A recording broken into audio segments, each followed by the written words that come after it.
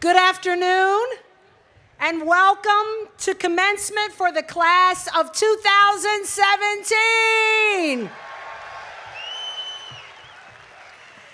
I'm Dr. Crystal Lucky. I'm a professor of English, and I specialize in American literature and African American literature. I teach authors such as Toni Morrison and August Wilson, and I have had the privilege and the pleasure of teaching many of our graduating seniors today. I'll be your guide for the 174th commencement ceremony, and I'm delighted to be here with you. As you walked around campus, I'm sure you saw signs for our 175th anniversary. And I assure you that there's no typo in the book, that this is, in fact, the 174th commencement ceremony.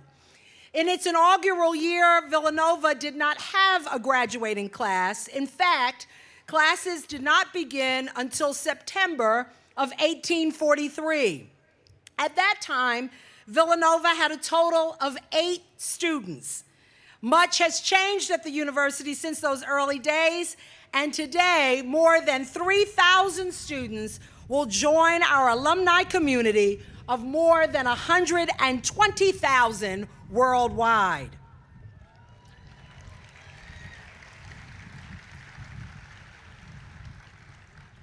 By now, I hope you realize that Villanova University is a very special place. A phrase from St. Augustine, ever ancient, ever new, captures a bit of what we're about. We are ever ancient in that we remain in touch with the ancient values handed down to us by St. Augustine and St. Thomas of Villanova. The principles are veritas, unitas, and caritas. They were central concepts for St. Augustine, and they continue to be the foundation upon which the Irish friars established Villanova University 175 years ago. Today, these ideals continue to shape who we are as a community, and they propel us forward into the future. So now we're ready to get our ceremony started.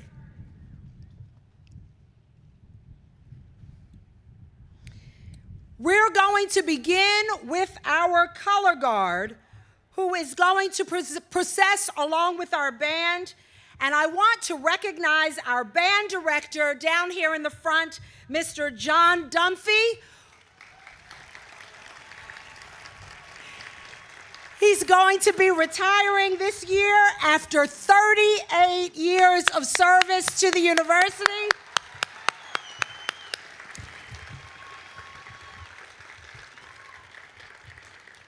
Thank you, Mr. Dunphy. He is accompanied today by members of his staff, Mr. George Pinchok and Ms. Christine Nass. So, Maestro, you can strike up the band.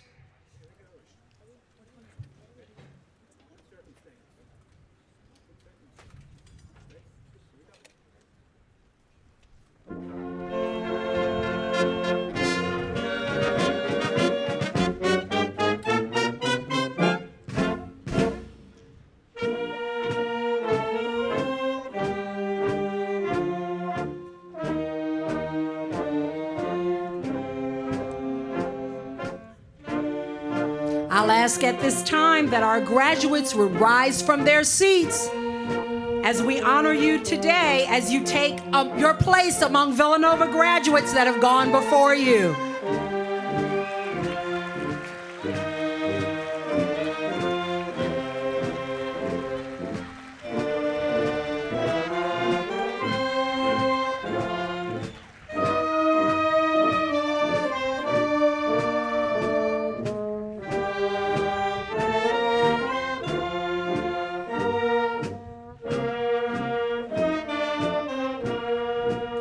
To represent the graduates today, the procession will be led by Bobby Reynes, a member of the class of 2017 in the College of Liberal Arts and Sciences.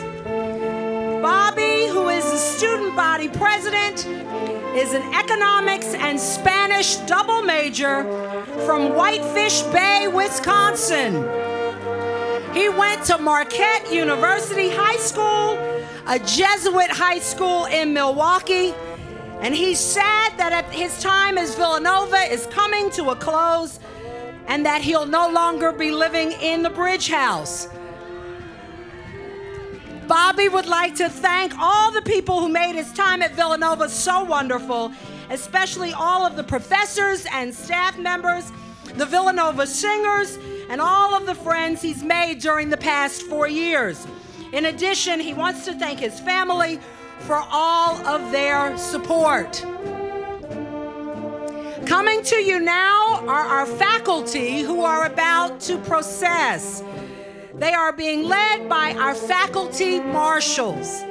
Dr. George McCook, Professor of Astronomy and Astrophysics in the College of Liberal Arts and Sciences, and Dr. Risa Feldhaus, Assistant Professor of Finance in the Villanova School of Business.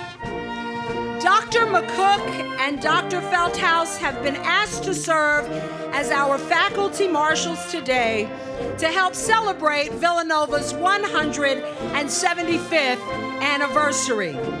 Appointed in 1961, Dr. McCook is our longest-serving member of the faculty, and Dr. Feldhaus is one of the newest members of our faculty. An interesting fact about both Dr. McCook and Dr. Feldhaus is that both started their careers as faculty at Villanova. Dr. McCook accepted a faculty position here after earning undergraduate and graduate degrees at Villanova University. 56 years later, Dr. Feldhaus became a faculty member after graduating with her PhD in August from Pennsylvania State University. As our faculty marshals, they are carrying the university banner with the seal of Villanova. The seal contains the 3 words, Veritas, Unitas, and Caritas that I mentioned before. It is also on the cover of your program. In the middle of the seal, if you'll notice, there is a very important symbol, a burning heart. Again, the concept comes from a phrase from St. Augustine, who once wrote that his heart was burning with desire for wisdom. And one of the things we pride ourselves on here at Villanova is that so many of our faculty, staff, and students approach what we do with passion. We aren't blasé about what we do. Instead, we approach our teaching, our research, our interactions with students with the kind of passionate intensity that you don't find at all other schools. Our faculty work with our students, and we work for our students in their studies, in their internships, and in their service work with the hope that we will ignite in them hearts on fire that will reside within. As they come in, we have more than 700 full-time faculty at Villanova University. Most have a doctorate in their field. They are dedicated teachers, and most are also active in research, in publication in their fields. As you can see as they come in, they wear a variety of colorful hats and robes. These robes are also rich in symbolism, dating back to the early days of the university. Often the robes themselves are in the colors of the school from which the faculty member has received his or her PhD or other graduate degree. Most faculty members also wear a hood. The outside of the hood indicates the school that granted the degree, and the second color signifies the field. Theology, for example, is always scarlet. You'll also notice a funny little pocket at the bottom of the hood The medieval tradition that unfortunately we don't keep going today is that students would put money in that pocket. I think we should start it back again. Of course, times change, and the new models of our robes also have a special pocket where faculty members can keep their cell phones. I'd invite all of you to please stand at this time if you're not already doing so, because we want to welcome the members of our stage party at this time.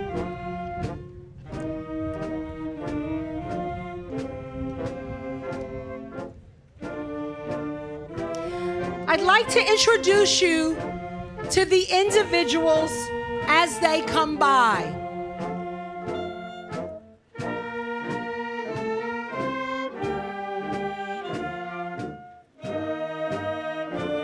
Leading the stage party procession will be our university provost, Dr. Patrick Majidi. Dr. Majidi is carrying the mace, which is based on a medieval weapon and is now one of the president's symbols of authority, and it is only used at formal events where the president of the university is present.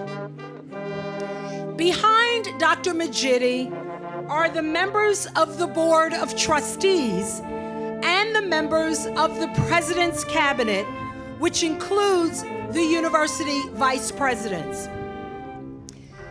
Following them are our university deans, and then you will see our honored guests. Reverend Walter Kasabowski, Ann Welsh McNulty, Erwin Medway, and Michael Bloomberg, who will be receiving honorary degrees. We are honored to have them with us to celebrate the class of 2017. And finally, bringing up the rear is our university president, Father Peter Donahue, who concludes the procession, and with his arrival will mark the official beginning of our ceremony. Let's give them all a round of applause.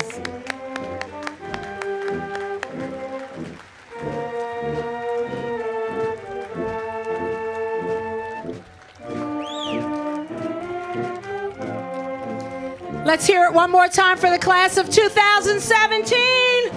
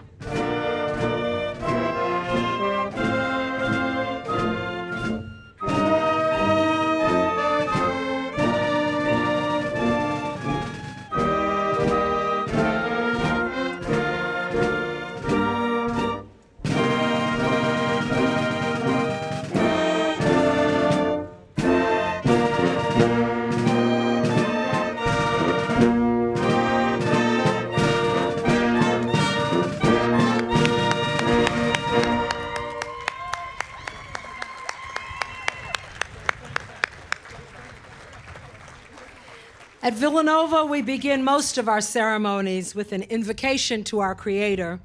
Although the majority of our graduates today are undergraduates, we will also be celebrating the graduation of many of our graduate students, and we're delighted that our ceremony begins with an invocation by Lacey Michelson.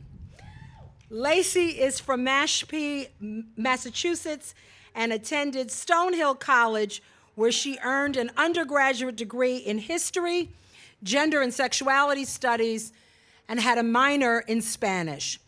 After her graduation in 2012, she spent a year in Peru as an Augustinian volunteer, where she primarily taught computers and English.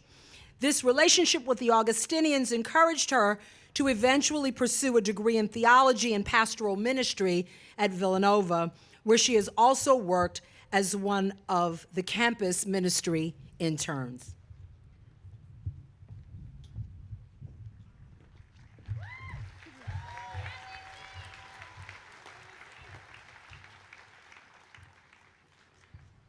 Please pray with me. Divine Creator, today we thank you for this opportunity of reflection at what has been and excitement for what is to come. Thank you for those who supported us and made an education possible, not only financially, but also for those who believed in and encouraged us along the way. We thank you for the moments of struggle that have taught us the value of the support of friends and family. May we always remember those who have journeyed with us and offer support to those who need it. Grateful for the opportunity to have learned and to have had our hearts set restless, may we honor this educational experience by not only remembering our time at Villanova fondly, but in the decisions that we make for the rest of our lives. Oh, love, we wish to see your presence living among us. Allow us to be love ourselves and to recognize it in others. Grant that wherever life takes us next, we may embody community, truth, and love. Divine Mystery, we stand before you in gratitude, amazement, and anticipation. Bless this community and this class of 2017.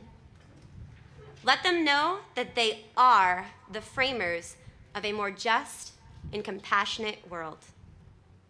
Amen.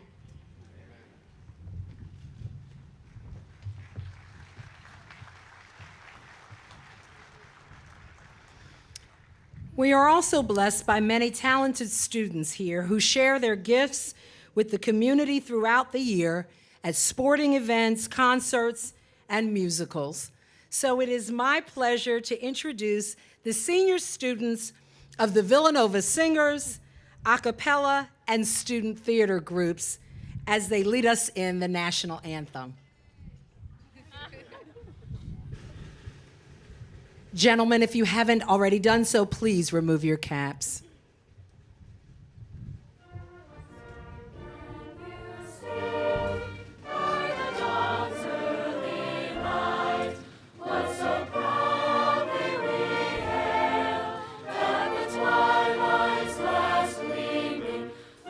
Stripes and bright stars through the perilous night, o'er the ramparts we watched, were so gallantly streaming, and the rocket's red glare, the bombs bursting in air, gave proof through the night that our flag was still there.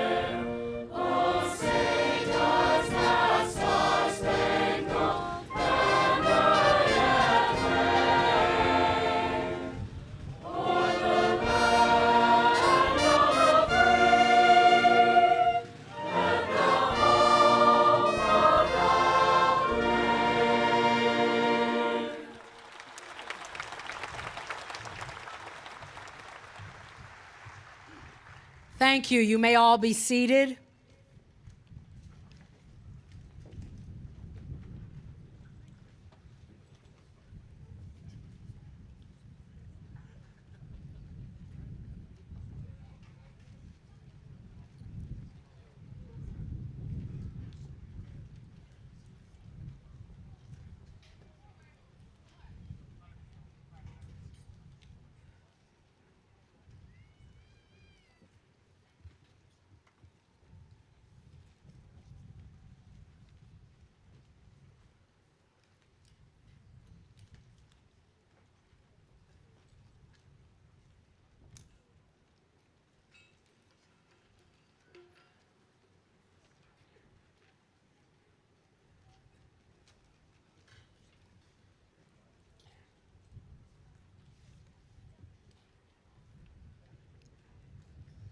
I am pleased to introduce Father John Stack, Vice President for Student Life, also a Villanova graduate, who will extend greetings to our students, their parents, families, and guests.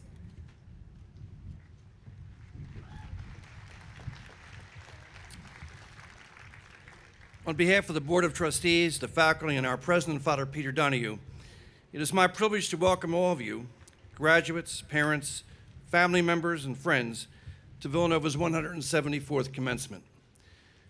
As we begin these commencement ceremonies, I ask you to think back to August of 2013, on the first day of orientation. When I spoke to you that day, I recounted the story of Alfred Noble. On the off chance that you forgot the story, here's a summary. The story goes that when Alfred Noble's brother died, a newspaper mistakenly published an obituary of Alfred himself, which emphasized the fact that he had invented things that blew up and killed people. The obituary stated that the merchant of death was dead.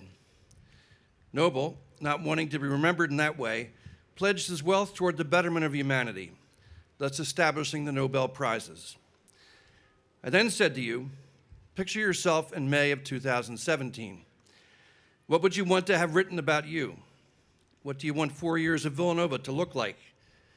Will your story be one of disappointment or of seized opportunities and potential fulfilled? Well, here we are. This weekend celebrates opportunities taken and promises fulfilled.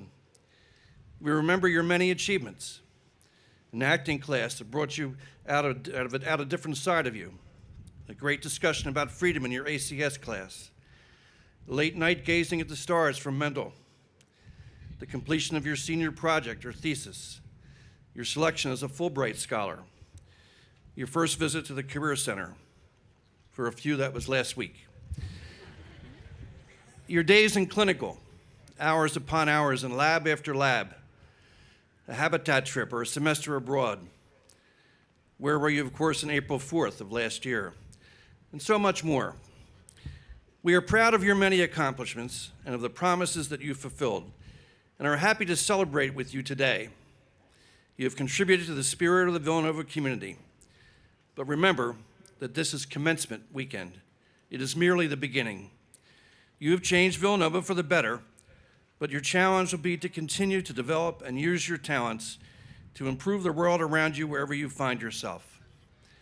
You will bring your Villanova friends with you as you leave, but make new friends along the way and bring the Villanova spirit of caring and love into everything that you do. Your college years were hopefully good years, but make sure that they are not the best years of your life.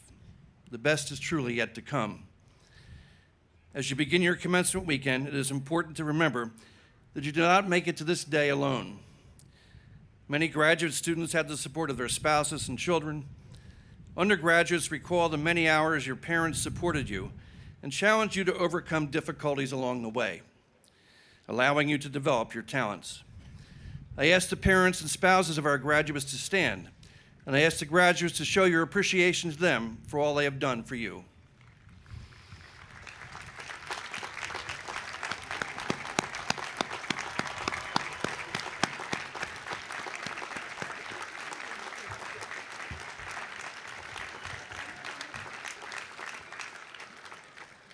Welcome to all, and congratulations to the class of 2017.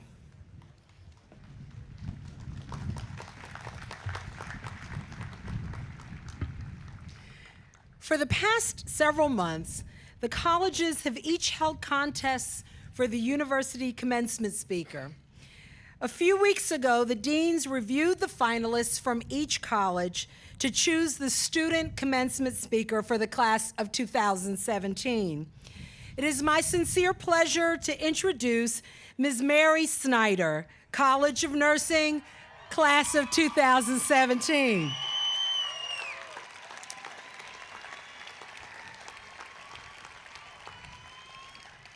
She will be this year's student speaker.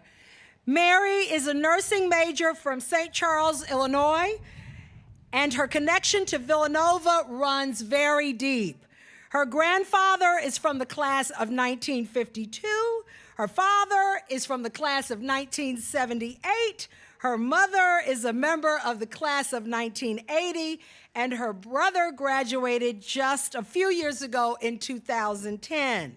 She is a member of the swimming and diving team, for which she served as co-captain, and after graduation, she will be working at the Children's Hospital of Philadelphia, better known as CHOP, in pediatric oncology. We want to welcome Ms. Mary Snyder.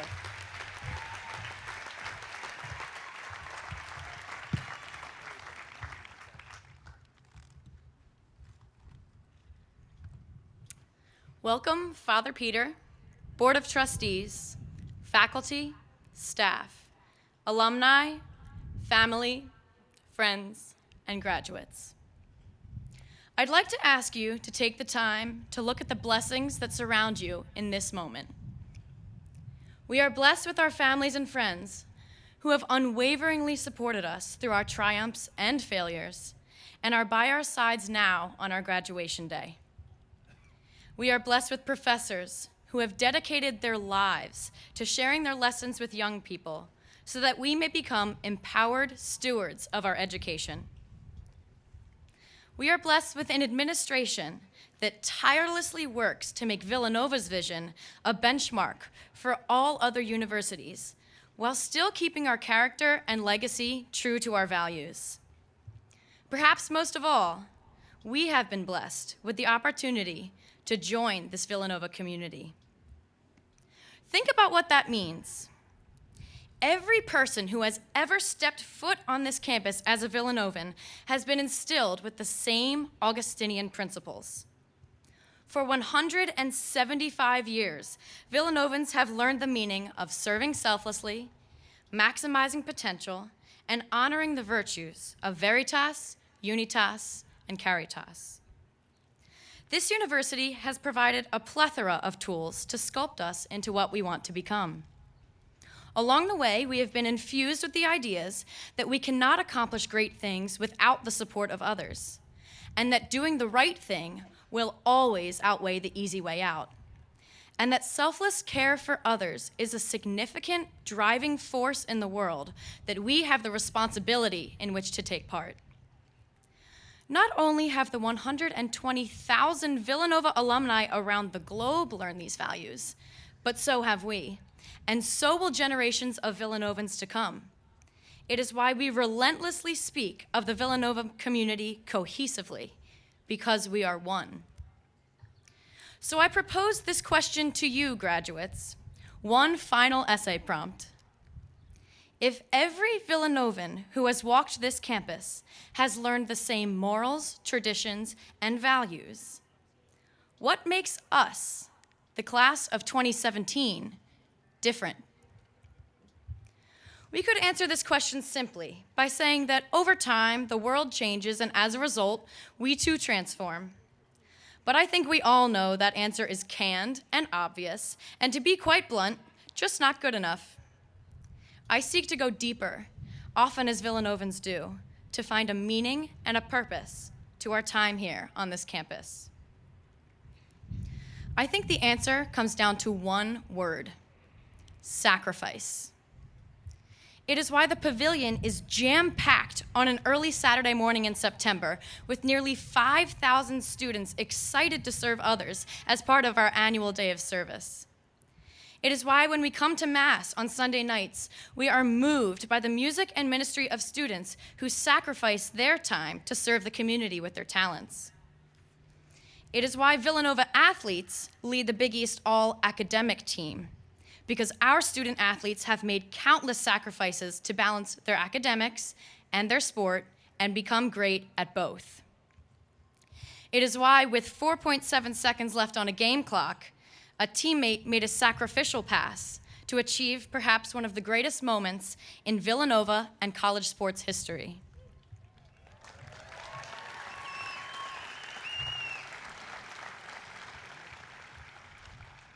The outcomes of our sacrifices have propelled us to success. The Villanova School of Business has been ranked #1 in the nation by Bloomberg Businessweek.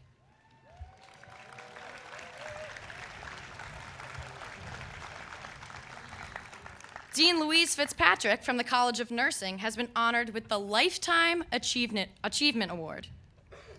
In April of our freshman year, the College of Professional Studies was founded, making it the first new college at Villanova University in the past 50 years. Villanova engineers for the past year have been developing a way for patients with cerebral palsy to communicate verbally and efficiently with others.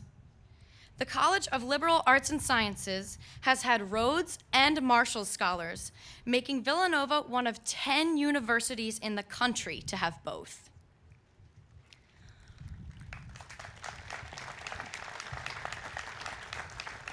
All this has happened within the past 4 years. My friends, we have set the bar very high. But in the words of Coach Jay Wright, we must stay humble and hungry.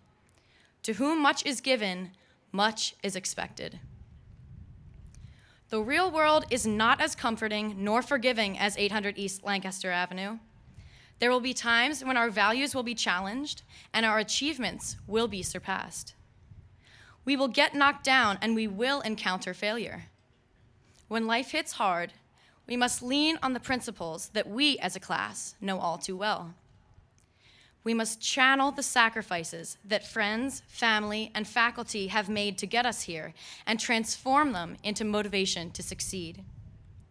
We too must look to make the necessary sacrifices that will lead us to success for ourselves, for business partners, for patients at the bedside, for impoverished communities, and all the lives we touch. That is what it means to be a member of the Villanova class of 2017. Use today as the launch pad for venturing out into the world like other Villanova alumni that have come before us. For example, 60 years ago, David Collins from the College of Engineering, class of 1957, went on to design the barcode we use every time we make a purchase. 30 years later, Bert Jacobs, class of 1987, pursued a business dream and became the co-founder of Life is Good. Another 30 years later, and we stand here today as graduates of the class of 2017. Our accomplishments are great. Our potential is unlimited. Our time is now.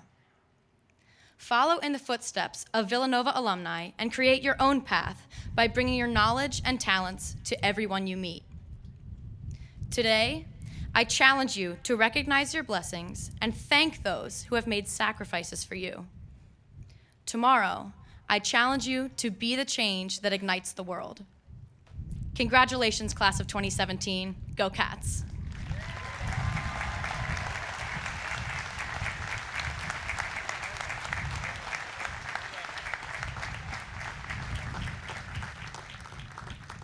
Thank you, Mary, for your words of inspiration and challenge.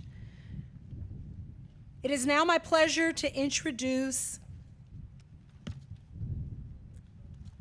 Father Peter M. Donahue, the 32nd President of Villanova University, and Dr. Patrick Magidi, Provost of Villanova University.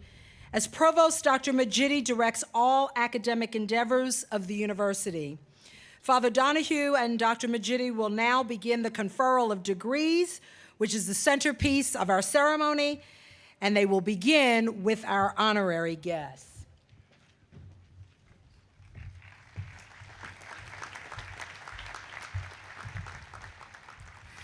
Thank you, Dr. Lucky. Let me once again welcome all of our graduates, their families and guests, and our faculty and staff as well. This weekend's celebrations are referred to as Commencement because they mark a new beginning, a time when we take what we have learned and experienced and commence with our life. It's a cliche, but today really is the first day of the rest of your lives. While the uncertainty of the future may cause some apprehension, commencement is a crucial moment in your lives, lives that are full of promise, of hope, of values, all of which you learn through the course of your lives, beginning with your parents, families, and communities, and continuing during your time here at Villanova. You have all learned much in the classroom about your field of study at Villanova, but it is your values that will guide your decision no matter what company, volunteer organization, or graduate school is the next stop in your journey. You are called upon to have the strength of conviction to differentiate yourselves as Villanovans who are creative problem solvers and who always act in a manner that is true to your moral and ethical compass. I can still remember the moment several years ago, standing at a podium like this, when I realized I no longer had to ask, but could set an expectation for our Villanova graduates to remember their Villanova family, that we are all part of the Villanova family. Today, I share that expectation with you, an expectation not to forget that you will forever represent Villanova. You are Villanova, and we are proud to share in this celebration as you commence with lives full of impact and purpose. Each year at Villanova, we grant a small number of honorary degrees to individuals who in their fields have truly ignited change, and I would like to recognize them now. In your program on pages 6 through 9, you may find a more detailed description of their accomplishments. It is now my privilege to introduce Frank Falcone, Director of Professional Development and Experiential Education in the College of Engineering, who will present Reverend Walter Kasabowski for the degree of Doctor of Humanities.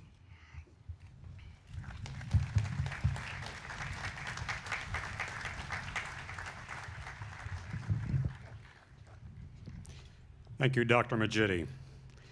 At Villanova, we talk continuously about using our unique talents and gifts to better our lives and the lives of others. We seek to help our students think critically and to act compassionately in order to ignite change in their communities. Those lessons can occur throughout a student's experience at Villanova, either in the classroom or in social settings. But sometimes those lessons take place far away from our campus in communities very, very different from our own. Since the early 1990s, the Villanova College of Engineering has partnered with Father Wally Kasabowski, a missionary priest for the last 30 years in the rural Alto Bayano region of Panama, on a wide variety of engineering design projects to improve local infrastructure and to increase the region's access to clean water.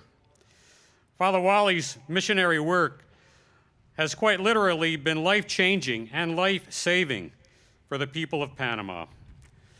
Some of his accomplishments include bringing drinkable water to approximately 8,000 people in 14 villages, by helping to construct the largest rural water system in Panama, by building schools, churches, and chapels, and by constructing bridges and roads across that region. Father Wally has been a shining example to our students of how to ignite change in their community. He demonstrates the principles of Catholic social teaching by living in solidarity with the communities that he serves, and is an inspiration to all Villanovans on how one can live out his or her faith in their daily lives. Father President, for his work as an advocate for impoverished communities, for his positive impact on the lives of Panamanians and Villanovans, and for his compassion with which he lives his life, it is with great pleasure that I present for the degree of Doctor of Humanities honoris causa, Reverend Walter Kasabowski.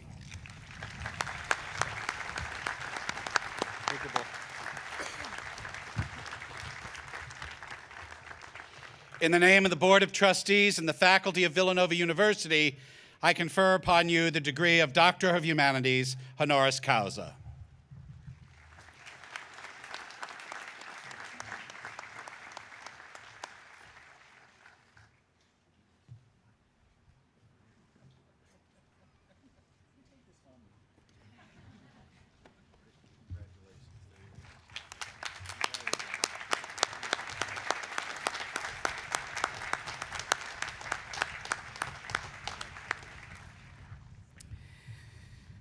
It is my privilege to introduce Dr. Amy Fleischer, Professor and Chair of Mechanical Engineering in the College of Engineering, who will present Anne Welsh McNulty, Villanova class of 1975, for the degree of Doctor of Humane Letters.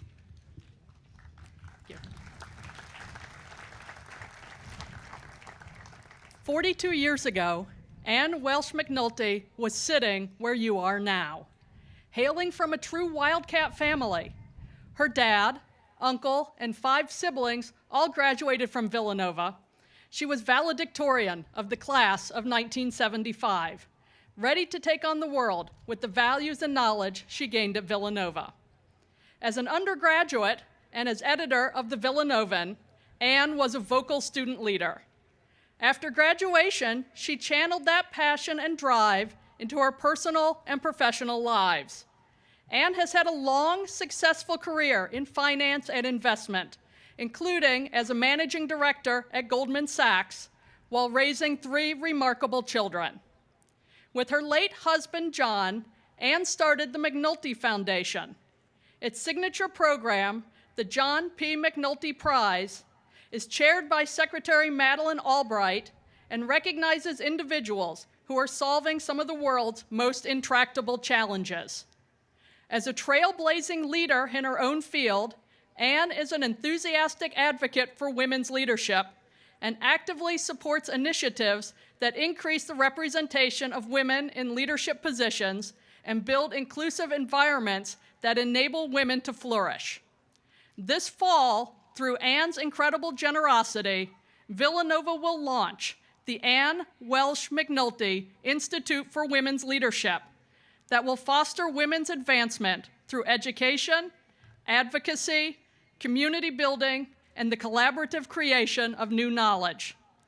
Father President, for her leadership role in breaking down barriers, for exemplifying the values of our Augustinian community by igniting change in the world around her, and for the distinction she has brought to Villanova University, it is with great pleasure that I present for the degree of Doctor of Humane Letters, honoris causa, Anne Welsh McNulty.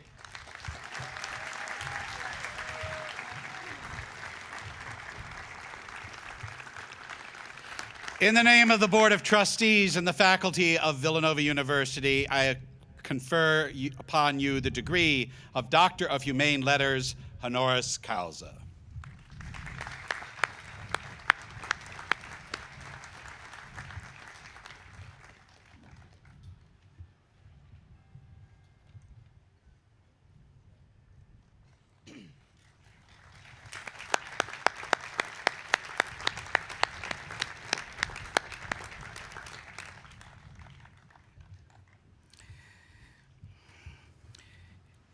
It gives me great pleasure to reintroduce University President, the Reverend Peter M. Donahue, to present Erdwin Medway, our longest-running student, for the degree of Doctor of Humanities.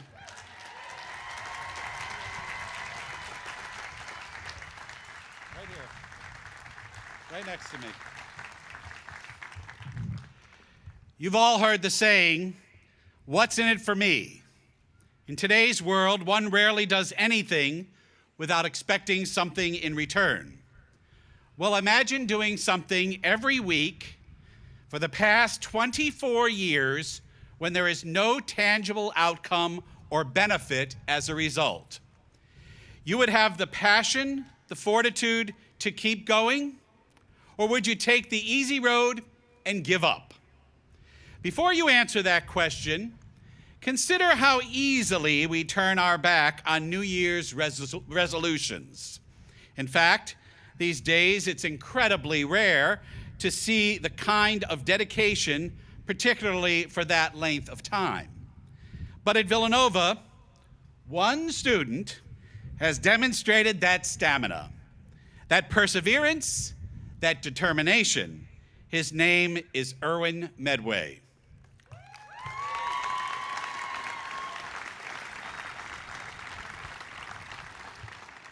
Every semester since 1993, Erdwin has taken a course at Villanova through Villanova's Senior Citizens Personal Enrichment Program, which allows adults 65 or older to take courses for personal enrichment, but not for credit. So while he has been a student for the past 24 years, longer than the majority of our graduates have been alive, Erdwin has never earned a degree. If you've had a class with Erwin, or you have been privileged enough to teach him, as I did when I was chair of the theater department, you know that he is not a passive attendee in class, staying under the radar. Rather, he is an active participant wanting to get the most out of each class and enthusiastically engaging in every discussion. This year is Villanova University's 175th anniversary. It is the founding of this university which we celebrate.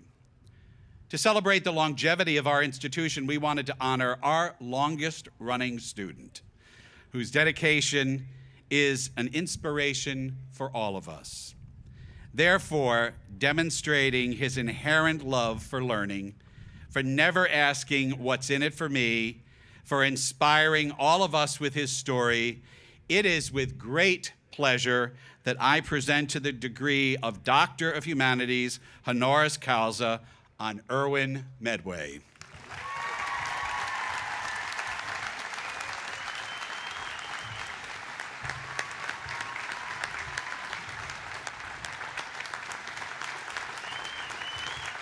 you go.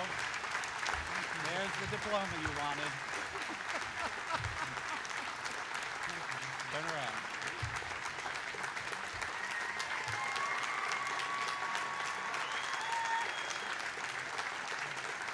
Oh, they're all standing there for you. Not bad.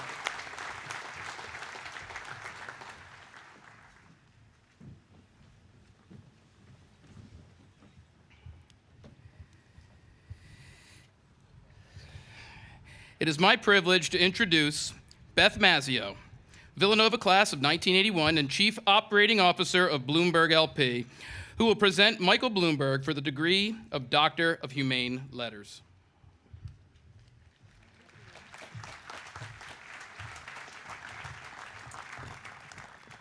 Thank you, Dr. Majidi. Giving back is an important part of what it means to be a Villanovan. Charity, caritas, is one of the 3 words in our school motto. Our tradition of service is something we take pride in. Today, I'm honored to introduce someone who exemplifies this spirit of public service and who has used it to make the world a better place in so many ways.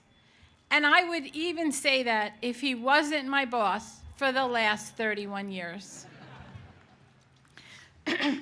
Michael Bloomberg is an entrepreneur and a philanthropist who was elected mayor of New York for 3 terms. The data and news company he founded in 1981, Bloomberg LP, began with 4 employees in a 1-room office. Today, it has more than 19,000 employees in 73 countries. Mike has said there is nothing more important or more rewarding than giving back, and he is led by example. His first donation was a $5 gift to his alma mater, Johns Hopkins, the year he graduated. It was all he could afford. Since then, he has given away more than $5 billion to organizations that save and improve lives. His foundation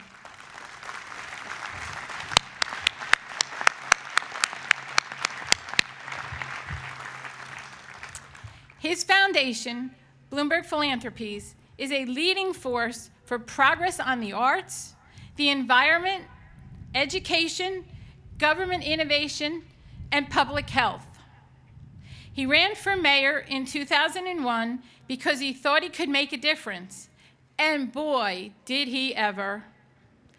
Under his leadership, the city came back stronger from the 9/11 attacks than anyone expected. He cut crime to historic lows and raised graduation rates to all-time highs.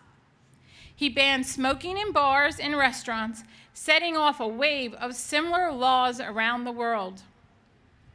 He reduced the city's carbon emissions by almost 20%, while also creating a record number of jobs. Mike has always been willing to lead the way on issues that politicians have shied away from, like battling gun violence and obesity.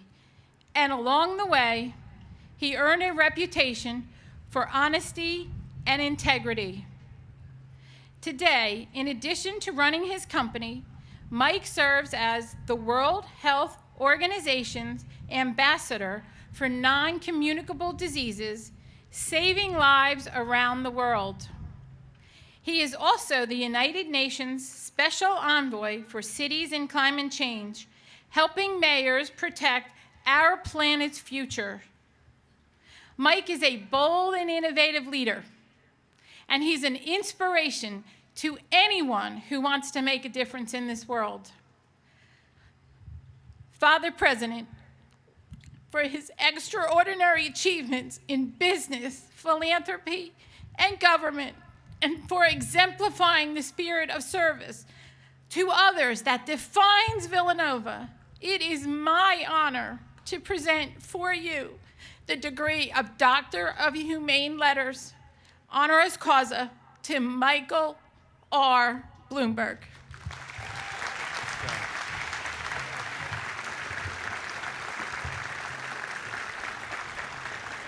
In the name of the Board of Trustees and the faculty of Villanova University, I confer upon you the degree of Doctor of Humane Letters, honoris causa.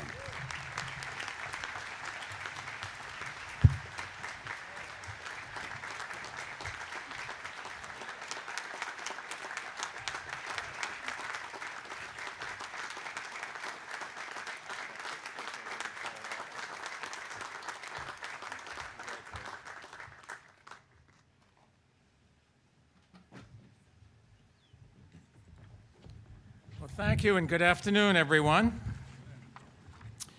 Father Peter, Provost Majidi, thank you for this honor, and Beth, thank you for that overdone but greatly appreciated introduction. Wait a second. Sorry, I just wanted to see how long 4.7 seconds were. V's up. Good afternoon, Nova Nation. How's everybody feeling today? I just ask it because it looks like some of you are recovering from the senior picnic. Don't worry, I won't tell Father Peter. Now, I'm honored to have been asked to speak to the great class of 2017. When I accepted, I told Father Peter that I wanted to know what it's really like to be a Wildcat. So as soon as I got here, he took me to Maloney's and we had a Nova bomb. After that, we headed to Camp Cove for some zilly fries with extra bacon. And then Father Peter took me to a sacred place, holy grounds, where we waited in line for coffee and waited and waited. He told me if I'd stick around tonight, we'll go to Kelly's and practice our dance move on the second floor. The mind boggles. But seriously, it's truly wonderful to know what it's like to be a Villanova student. And to find that out, I did the most important thing. I learned a few lines of the fight song, and then I forgot the rest. So now I feel prepared to speak to you, although I almost didn't make it here in time, I have to admit. I got to campus quickly enough this afternoon, but then I drove around for hours looking for parking. I finally wound up getting a decent spot at the Bryn Mawr train station. Now, I know you graduates had a real journey to make it to this day, and for many of you, it began with a moment that will be imprinted on your brains forever, the awkward luau. Just saying the name makes me glad I wasn't there. Still, I know you'll leave here with great friendships and fond memories that will treasure you for a lifetime, like the time Harry Styles stopped by for a cheesesteak, or the time classes were canceled during the snow apocalypse, the night some of you spent sleeping in the gym. And that sounds almost as bad as getting a forced triple in St. Mo's. But all of you survived that and much more, in part because life on this campus really is guided by a higher power, a supreme being, with infinite wisdom. But enough about Jay Wright. Now, I know this year's basketball season didn't work out as well as you'd hoped, but you will never forget storming the quad or going to the Dogwood in Houston after seeing the greatest national championship game ever played. And your class includes several members of that team, and they deserve your cheers, but there's another group here that has done an amazing job and that deserves the biggest round of applause. For the second time, would you give your parents a nice round of applause? You know, undergraduates, they're sitting out there with you, beaming with pride, not even thinking about the cost of tuition or that you may be moving back home into your old room.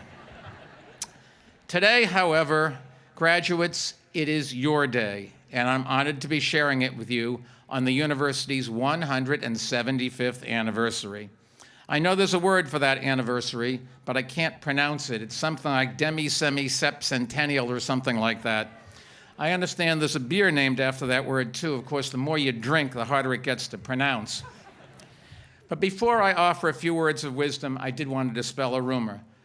My coming here had nothing to do with Villanova's undergraduate business school being named #1 in the country by the Bloomberg Businessweek magazine. I can assure you I had nothing to do with it, and that's not fake news. Now, if you're sitting out there thinking to yourself, OMG, when today is over, what am I going to do with my life? Don't worry. When I graduated from undergraduate school, I didn't know what I wanted to do. And after I graduated from business school, I still didn't know what I wanted to do. But I ended up taking a job that paid about 40% less than another firm was offering because I thought it would be a better fit. And it was one of the best decisions that I ever made, even though I got fired from that company after 15 years. So don't worry about making some grand long-term plan, is my advice to you. And don't take a job based on salary. Take the job that you'll enjoy working at, and then work like crazy. Given how much time you'll be spending in your life making a living, loving your work is a very big part of loving life. Now, I'm the first to admit I've had a lot of luck along the way, but there's only one country in the world where my story would be possible. Sure, we have problems here, like every other country. Too many families are trapped in poverty. Too many communities are being ravaged by drugs. Too many people are struggling with a labor market that is automating traditional jobs out of existence. And too many schools are failing our children. But when people vote with their feet from around the world, they still come here to the 50 states. Why? Well, that's what I wanted to talk to you about today. Personally, I'm tired of politicians running down our country for their own political purposes. No nation offers greater freedoms or greater opportunities than the United States of America. Make America great again. Let's get real. When you take the full measure of our nation, America has never been greater than it is today.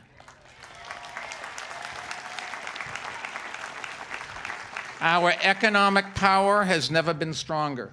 Our standards of living have never been higher, and we remain the only real superpower on the global stage. The challenge we face is not restoring a mythical past, but building a brighter future so that all people in all regions of the country, of all backgrounds, have a fair shot at living out their American dream. In preparing for today, I was reminded that this beautiful campus lies halfway between two of the most important sites in American history. Independence Hall, where the Declaration of Independence and Constitution were debated and adopted, and Valley Forge, where George Washington's troops spent a long winter during the Revolutionary War. It occurred to me that the two sites are bound together by a powerful idea that matters as much today as it did back in the 1770s. And that idea can be summed up in a single word.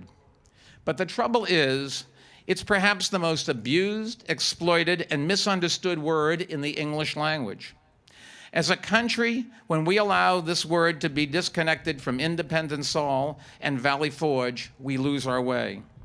What's the word I'm referring to? Maybe you've already guessed it. It's patriotism. And I'd like to share a few thoughts with you today on what it means to me and why I think it matters to all of us. When people hear the word patriotism, they also often think of the 4th of July, but eating a hot dog, wearing red, white, and blue while posting a selfie on Instagram does not a patriot make. And neither does rooting for a certain team that keeps winning the Super Bowl, except, of course, when they play the New York Giants. So what is patriotism? Some people think it means unconditional support for government policies. My country, right or wrong, they say. Or they think patriotism means nationalism that pits us versus them. Or that it requires us to buy American. Or that it's about passing tax cuts and spending more on defense. But real patriotism isn't mindless, it isn't divisive, and it isn't about our pocketbooks.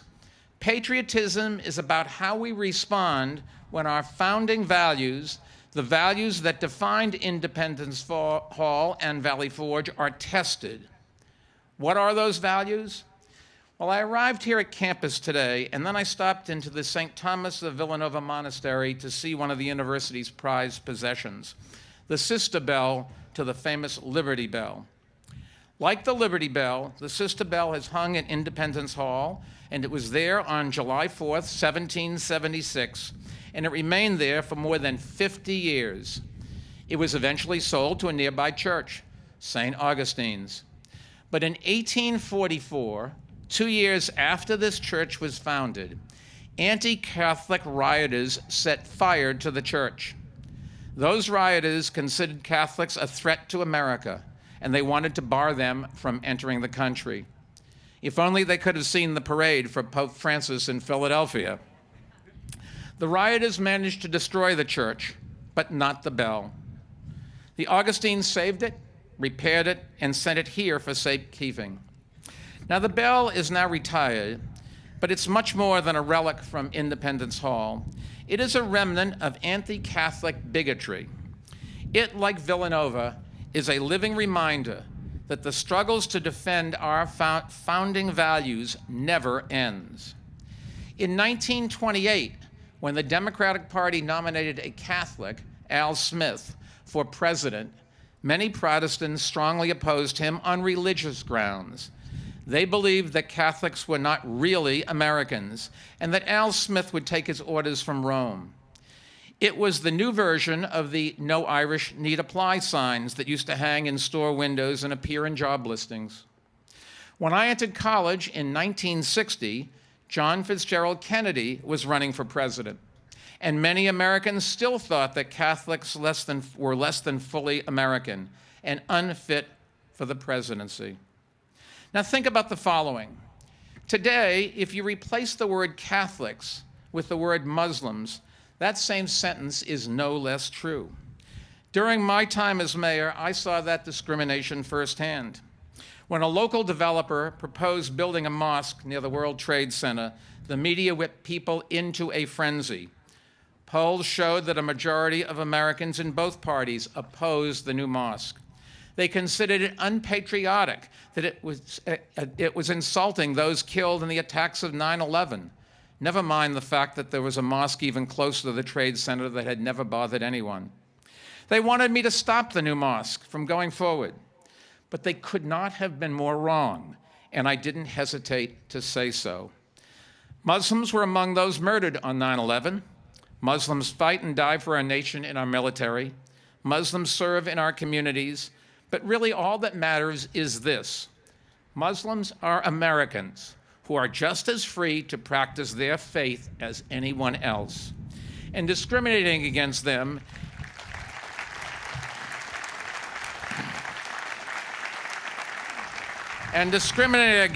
is just as un-American and unpatriotic as discriminating against Catholics or anyone else. We should all be worried and even ashamed that this discrimination, like lingering anti-Catholicism discrimination, exists here. And today, as Muslims face new threats of discrimination, it is up to us, all of us, to stand up for their rights. And as the beneficiaries of a great university whose early graduates felt discrimination themselves, you have a particular responsibility to be the first in line to do so. When we don't stand up for the rights of others, eventually we pay the price ourselves. Patriotism requires ethics, and ethics are at the heart of America's power and purpose. Now, I know prejudice against other groups will probably always be with us, and far too often in our history we have tolerated it and even legislated it. But the reason America grew into such a great country is that in times of crisis, the values that inspired our Declaration of Independence have been our North Star. When our nation divided over those values back in 1860, we fought for Lincoln's new birth of freedom. When a Great Depression tested those values, we struck a New Deal with Franklin Roosevelt. When tyrants threatened those values, we joined John Kennedy in pledging to pay any price and bear any burden to assure their survival. When segregation debased those values, we marched with Dr. Martin Luther King to let freedom ring from every mountainside. And when those values were denied to the LGBT community, a new generation, your generation, led the way in declaring love is love. In each case, there were false starts, half measures, and setbacks. And there were always those who wanted to take the easy way out by tolerating secession, poverty, isolation, and discrimination. But in every generation, most men and women here understood that putting America first means putting American values first. And that, I believe, lies at the heart of patriotism. And that is how you graduates, in your own lives, in your own communities, in your own ways, can make this great country greater still, no matter who sits in the Oval Office and Congress. When someone tells you that patriotism simply means love of country, just remember this. The nativists who burned down St. Augustine's, the Klan that burned crosses in black communities, the protesters who tried to block the construction of a mosque, all loved America and all acted in her name. But they were not acting as true patriots because they all made a critical, crucial mistake. They feared that the values that gave rise to America, liberty, equality, openness, tolerance, would weaken us, instead of understanding that those values make us stronger. That understanding isn't something we should expect people to come by naturally. It is something that has to be taught in our schools. And when I was growing up, I was taught to love this country, not because America was infallible, but because we, the people, were always working towards perfection. That idea that we are engaged in a constant struggle for a more perfect union is what makes America an exceptional nation. It's imperative that we pass that idea from generation to generation. And yet today, sadly, there is a terrible lack of civics education in our schools. Now, some of the parents here might actually remember taking a class called civics. Civics education teaches us about the history behind our values, what it means to be a citizen in our democracy, and what obligations that impose on us. People spending time debating whether the Pledge of Allegiance should be recited, but we should be less concerned with whether students recite the pledge than we are with them learning why we recite it. And we should focus less on what name it is on a building and more on the values that are taught inside it, including tolerance for opposing points of view. Thomas Jefferson wrote, "A well-informed citizenry is the best defense against tyranny." Today, it is easier than ever to be well-informed, and at the same time, harder than ever. By following only liberal or conservative news outlets or by getting trapped in social media's echo chamber, we become less able to discern fact from spin, truth from lies, and we become less willing to listen to anyone who challenges our beliefs. The best protection we have against this kind of political segregation is to ensure that we all share a common understanding of civic values. And when we don't, we are more likely to nominate and elect people who don't respect those values and the institutions that protect our rights. It is easy to take our rights for granted, but remember, America is an experiment in democracy and multiculturalism. It's an experiment that a free people will remain informed, debate civilly, and choose leaders who respect the checks and balances of the Constitution. And if they do not, the Constitution gives us the authority to hold them accountable for their actions, to ensure that no man or woman, no matter how powerful, is above the law. Thank you. The great American experiment has no guaranteed outcomes. Every generation tests the experiment, and every generation is tested. Your responsibility, your test, is to preserve the experiment and renew it for the next generation. Now, this is no small task, but I believe it starts with a small step that each of you can take in your communities, demanding that your local schools do more to teach what it means to be a citizen and a patriot. But that's not all. To take the full measure of patriotism, we must honor not only the ideas that inspired statesmen at Independence Hall, but also the sacrifices that soldiers made at Valley Forge. In the winter of 1777 through 1778, some 2,500 soldiers died from disease and starvation at Valley Forge. Those who survived did so shivering and hungry, often without winter clothing, blankets, or shoes. The vast majority of those soldiers, graduates, were your age, early 20s or younger. Many were immigrants, and they endured misery on a scale that few of us can even imagine. The sacrifices those young men and women made at Valley Forge, the courage they showed, and the unity they maintained preserved hope for a nation of United States. Today, we are a reminder that age is no barrier to commitment and sacrifice when a principle or a goal is worth fighting for. And that's true for the young as it is for the old, and there's no better example of that than one of my fellow honorees on this stage, Edwin Medway. Edwin, congratulations once again. Today, patriotism doesn't require us to endure starvation or extreme deprivation, and let us hope that it never will again. But it does require a volunteer army, and right now, there are men and women your age putting their lives at risk for our country and safety. Perhaps tonight, as you take a last look in the mirror before going to bed, you might reflect, say a prayer, blow a kiss to them for ensuring your ability to have arrived at this wonderful milestone in your life. Many around the world are not so blessed. Just as importantly, realize that freedom isn't free. Patriotism requires all of us to have the courage to do not what is easy, but what is hard. Not what is comfortable, but what is uncomfortable. Not what is safe, but what is right. What does that mean? Well, like Erwin Medway, it means having the courage to keep studying new subjects throughout your life. It means having the courage to listen to those on the other side of an argument with an open mind, instead of retreating into safe spaces with trigger warnings for microaggressions. It means having the courage to re-examine our beliefs when data and science contradict them. It means having the courage to stand up to members of your own party when you believe they are wrong, or when their actions put our great America's experiment at risk. And it means having the courage to accept the results of an election, even when, and especially when, you deplore the results. Since last November, one of the most popular protest slogans has been, "Not my president." Now, I understand the reasons to protest this president, and I said my piece about the recent election last summer before it took place.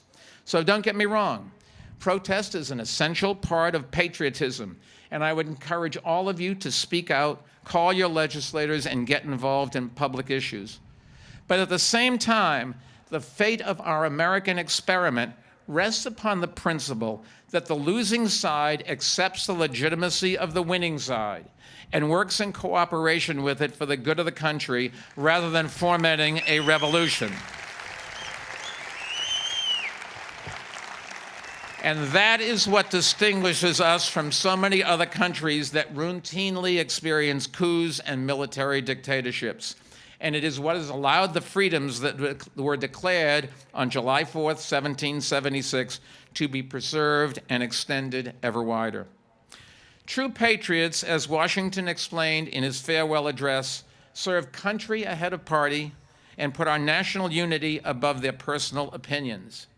At Independence Hall in 1787, the delegates to the Second Constitutional Convention haggled over everything from power of states to the status of slaves. Some who did not like the compromises left Philadelphia in protest. Other critics remained, and their opposition threatened to sink the Constitution's chances for ratification.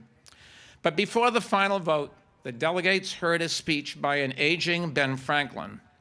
Franklin acknowledged his own misgivings about the Constitution, but he urged every opponent to doubt a little of his own infallibility. Doubt a little of your own infallibility. 7 words of advice that would be hard to improve upon in any commencement address. Those 7 words are credited with helping to ensure adoption and ratification of what is truly proven to be a work of genius. And as you graduates make the way in the world and get involved in public issues in one form or another, I hope you will always carry those words with you. When Ben Franklin left the convention, a woman came up to him and asked, "Well, doctor, what do we have, a monarchy or a republic?" He replied, "A republic, if you can keep it." Generations have kept it, and now, graduates, it is your turn to keep it. Keep it by standing up for the values that drove the patriots at Independence Hall and Valley Forge. Keep it by inspiring and teaching others to be informed citizens. Keep it by getting out of your comfort zone and doing what is difficult. And keep it by remembering that the future of this great nation of ours depends upon your participation in its civic life.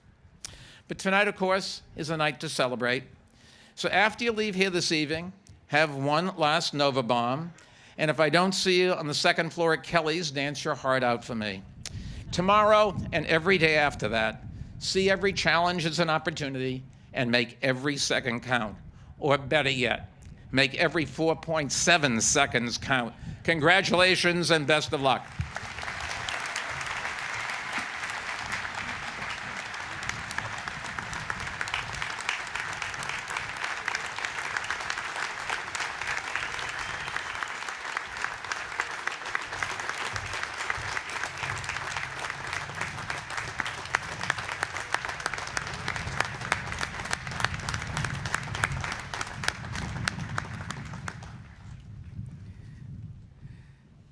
Thank you, Mr. Bloomberg, for being here today and for those inspirational words for our graduates and their families and our university community, and for finally recognizing Villanova School of Business as the #1 school of business.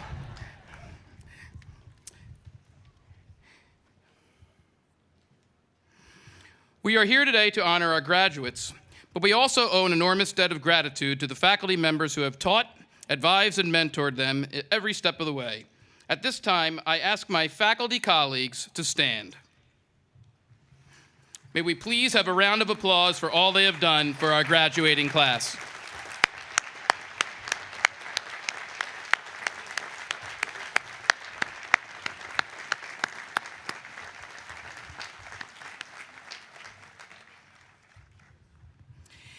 Each year at graduation, we honor 4 very special faculty members, 1 for teaching, 1 for research, 1 for service, and 1 for their work as an adjunct faculty member. And I would like to recognize them now.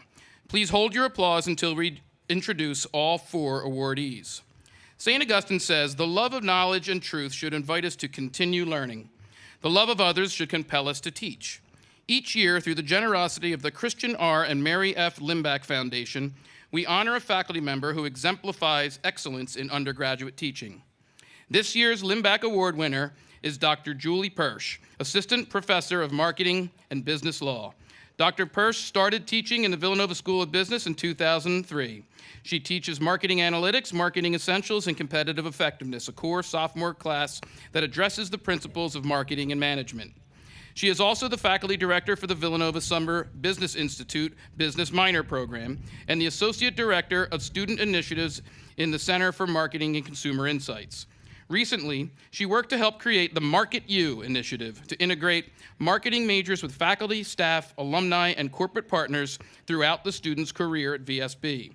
Market U organizes brands and packages the career exploration process and key information of students in a way in which marketing majors can relate. Dr. Persh's students have consistently praised her effectiveness as a teacher and mentor and deeply appreciate her personal commitment to their success.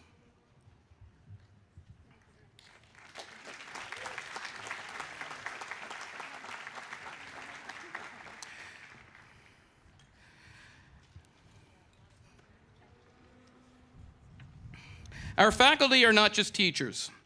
They advance the frontiers of their fields through their research and publication. Each year, we honor a faculty member for outstanding research. This year, the research award goes to Dr. Paul Danov, professor of theology and religious studies. Dr. Danov started his career at Villanova in 1994. He earned his international recognition for his rhetorical analysis of biblical texts, especially the Gospel of Mark, as well as his research on the semantics of the Septuagint, the Greek translation of the Hebrew Bible, and the New Testament. He has presented more than 50 scholarly papers, published more than 24 articles, and written 5 books. Dr. Danov exemplifies Villanova's model of the dedicated teacher-scholar.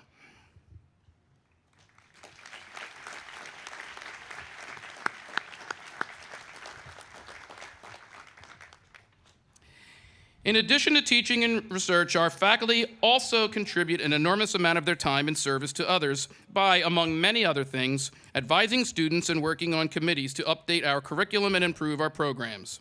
Dr. Rick Eckstein, professor of sociology, is this year's recipient of the Faculty Service Award, named for Father Lawrence C. Gowan, a beloved faculty member and administrator. Since his appointment to the faculty in 1990, Dr. Eckstein has contributed to the university community while serving as a member of the Faculty Congress, a member of various departmental, college, and university committees, and through his work with the Center for Peace and Justice. He is a consistent voice for fundamental fairness in all that we do.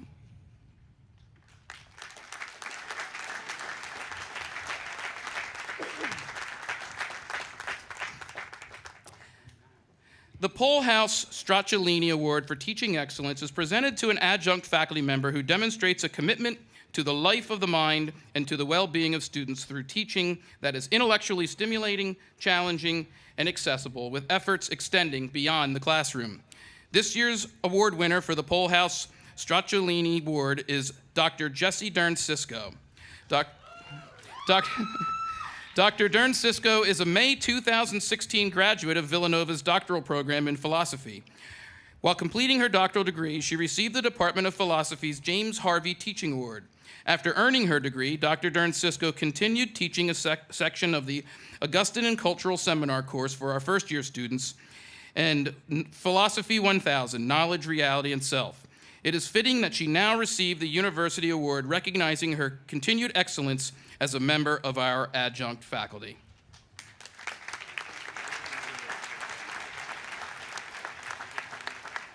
And one last round of applause for all 4 awardees.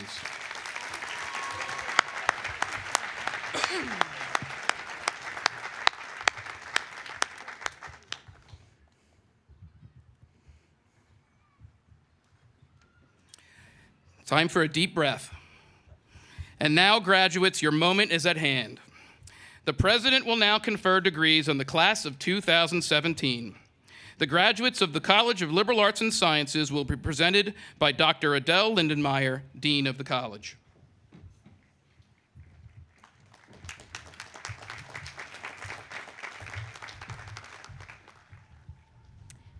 Candidates who are approved for the bachelor's degrees in the College of Liberal Arts and Sciences will please rise and remain standing until their degrees have been conferred.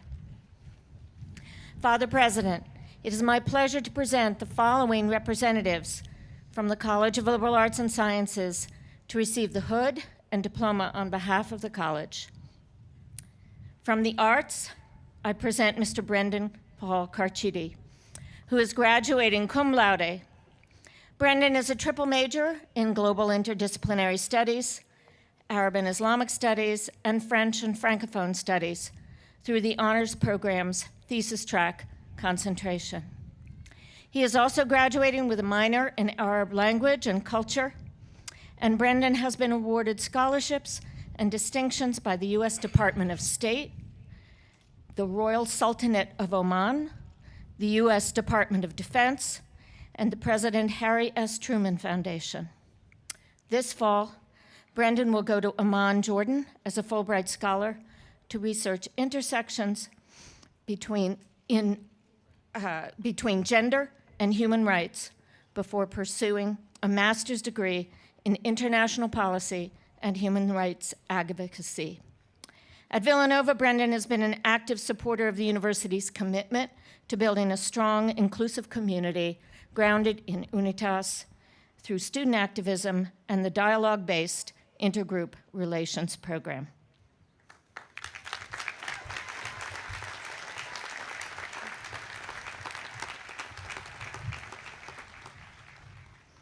And from the sciences, it is my pleasure to introduce Ariel Masalon, an environmental science major with a minor in Spanish.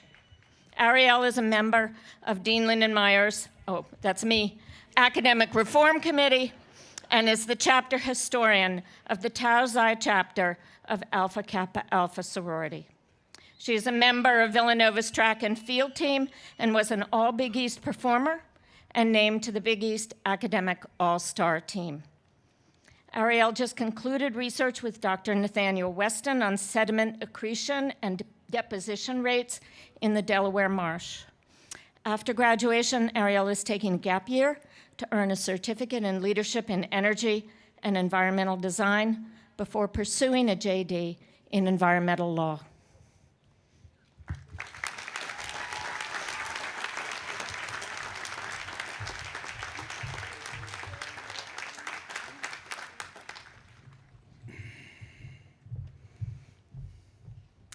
And all of the candidates from the college who are approved by the faculty of the university and whose names appear on the official list for graduation to receive the following degrees: Bachelor of Arts Honors Program, Bachelor of Science Honors Program.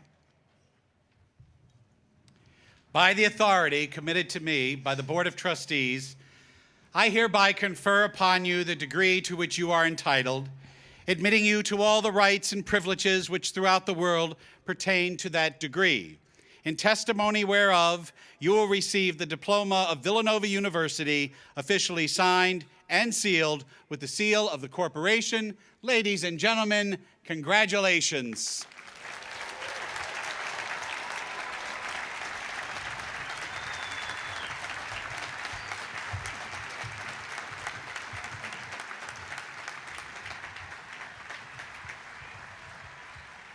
Graduates, please be seated. The master's degree and doctoral candidates of the College of Liberal Arts and Sciences will be presented by Dr. Christine Pallas, Dean of Graduate Studies in the college.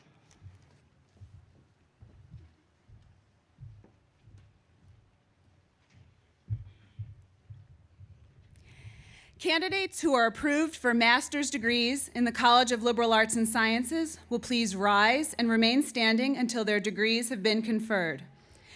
Candidates for the Doctor of Philosophy degree and their research directors will please come forward.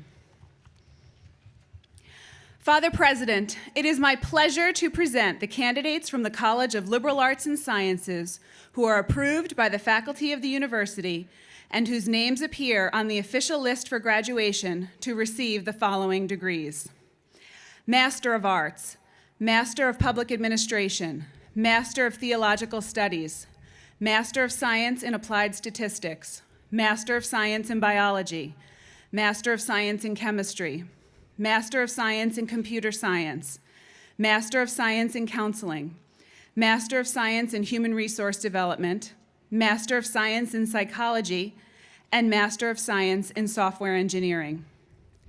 And I present for Doctor of Philosophy degree in the discipline of philosophy, the candidates who are approved by the faculty of the university and whose names are on the official list for graduation.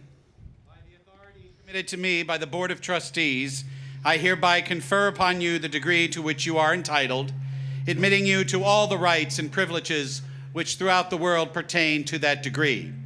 In testimony whereof, you will receive the diploma of Villanova University, officially signed and sealed with the seal of the corporation.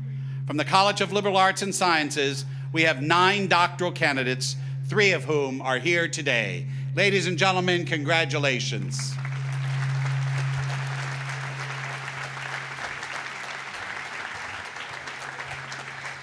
Father President, I present Ian Maley, Doctor of Philosophy, and his research director, Dr. Walter Brogan, Professor of Philosophy.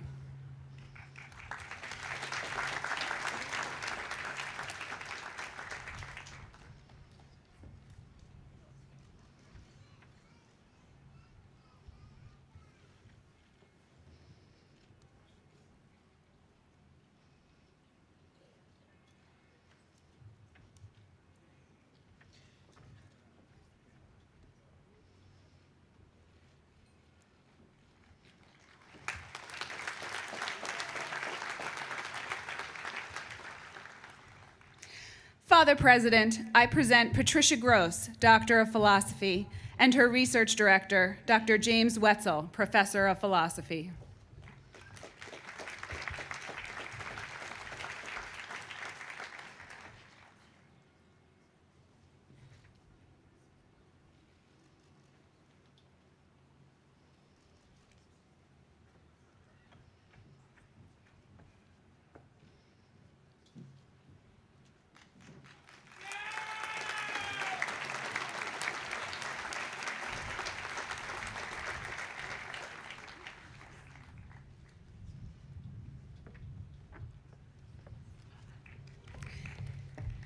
Father President, I present Maury Williams, Doctor of Philosophy, and her research director, Dr. John Carvalho, Professor of Philosophy.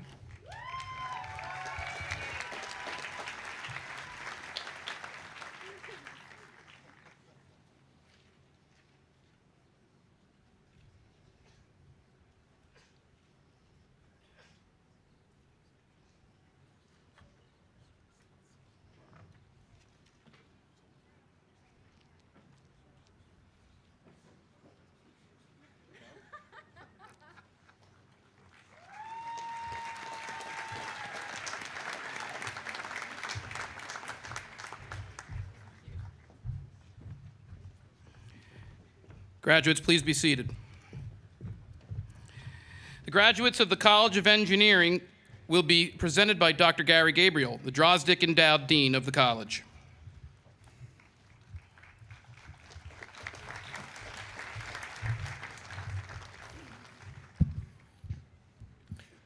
Candidates who are approved for the bachelor's and master's degree in the College of Engineering will please rise and remain standing until their degrees have been conferred.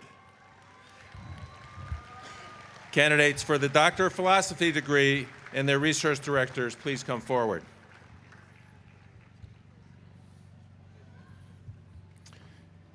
Father President, it is my pleasure to present Mr. Thomas Salduti, who is graduating summa cum laude as a representative from the College of Engineering to receive the hood and diploma on behalf of the college. Thomas is a civil engineering major. He will work as a water resources engineer in Philadelphia in addition to pursuing his master's in civil engineering as a part-time student at Villanova. He has served on the executive boards of both the President's Environmental Sustainability Committee and the student chapter of the American Society of Civil Engineers. Thomas has also worked as an undergraduate researcher for both the Villanova Urban Stormwater Partnership and the Villanova Center for the Advancement in Sustainable Engineering.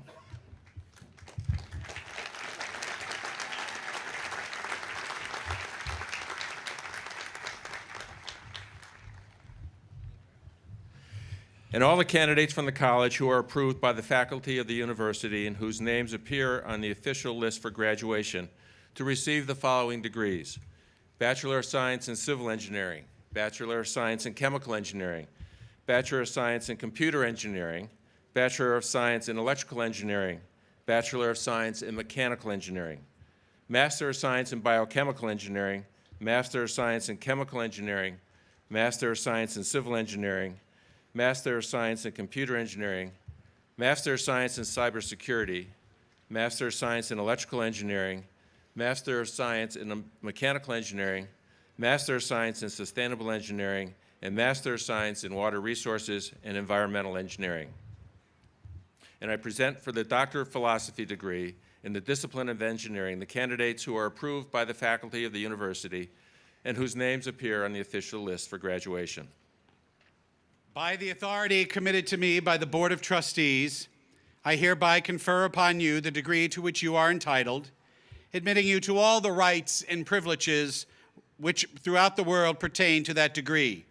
In testimony whereof, you will receive the diploma of Villanova University, officially signed and sealed with the seal of the corporation. Ladies and gentlemen, congratulations.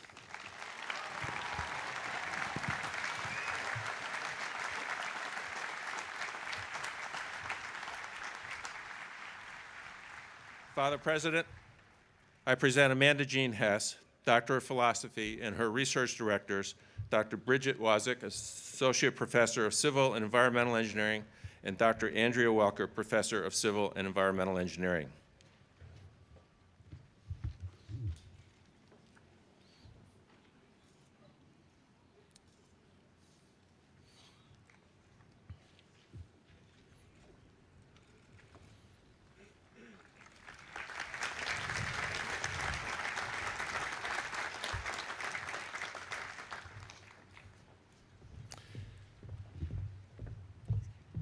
Father President, I present Michael Lee Plumer, Doctor of Philosophy, and his research directors, Dr. Andrea Welker, Professor of Civil and Environmental Engineering, and Dr. Leslie McCarthy, Associate Professor of Civil and Environmental Engineering.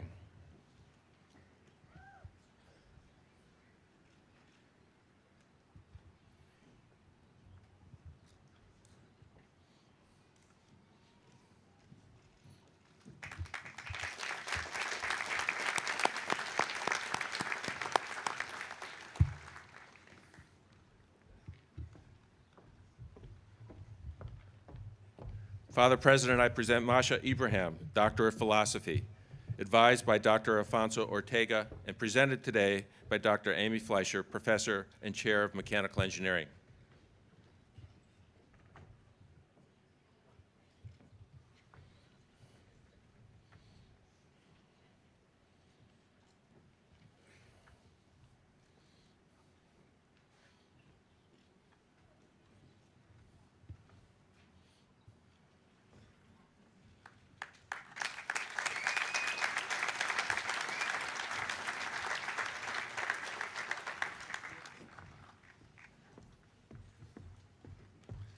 Father President, I present Marcelo Devalier, Doctor of Philosophy, and advised by Dr. Alfonso Ortega, and presented today by Dr. Amy Fleischer, Professor and Chair of Mechanical Engineering.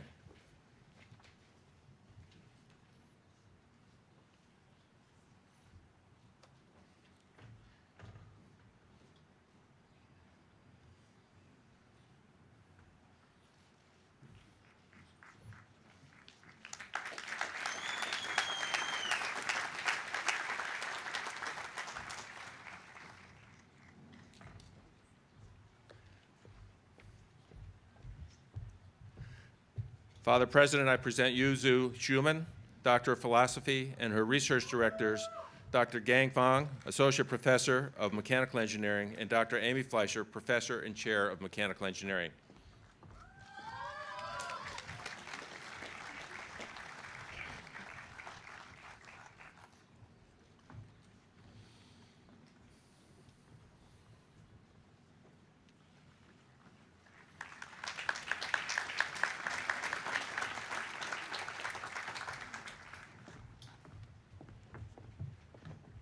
Father President, I present Mahmoud Kabalan, Doctor of Philosophy, and his research director, Dr. Pritpal Singh, Chair and Professor of Electrical and Computer Engineering.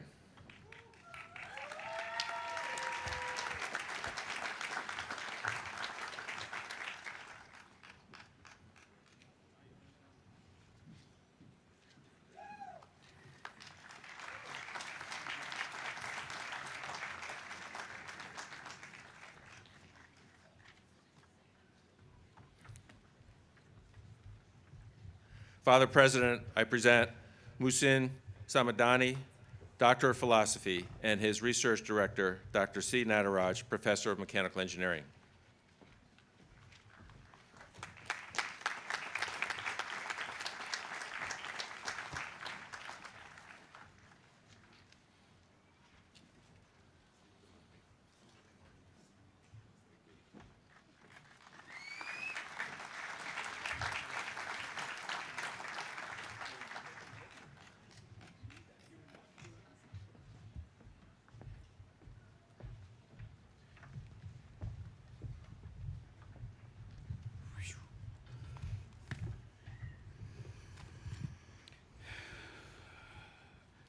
Graduates, be seated.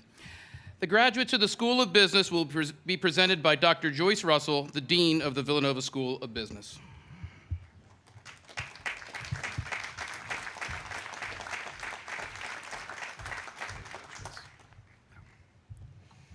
Candidates who are approved for both bachelor's and master's degrees in the School of Business will please rise and remain standing until their degrees have been conferred.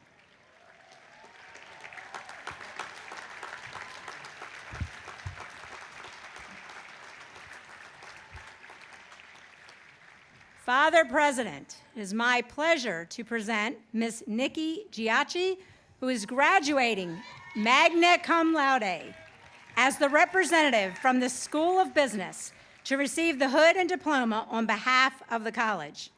Nikki is an accounting major with an Italian minor. She served on the executive board of the Villanova School of Business Peer Advising Program, which she has been involved with since her junior year. Nikki is a member of Kappa Delta sorority, and this fall she will start work in Manhattan for Deloitte's audit practice.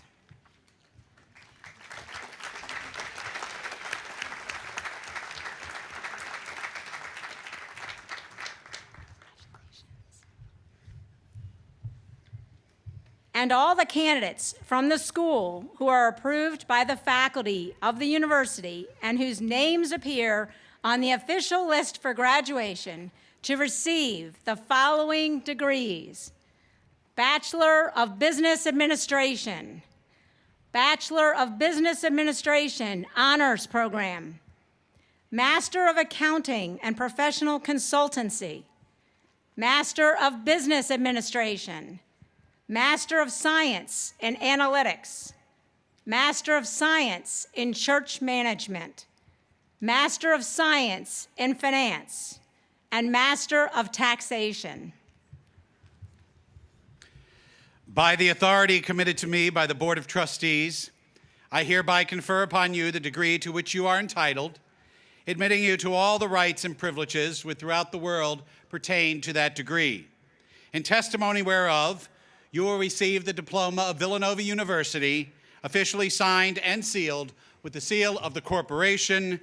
Ladies and gentlemen, congratulations.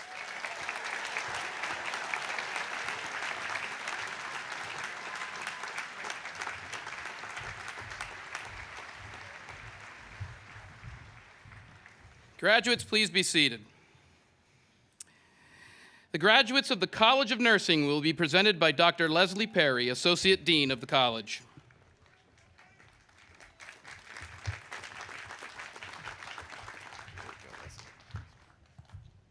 Candidates who are approved for both bachelor's and master's degrees in the College of Nursing will please rise and remain standing until their degrees have been conferred. Candidates for the Doctor of Philosophy degree and their research directors will please come forward.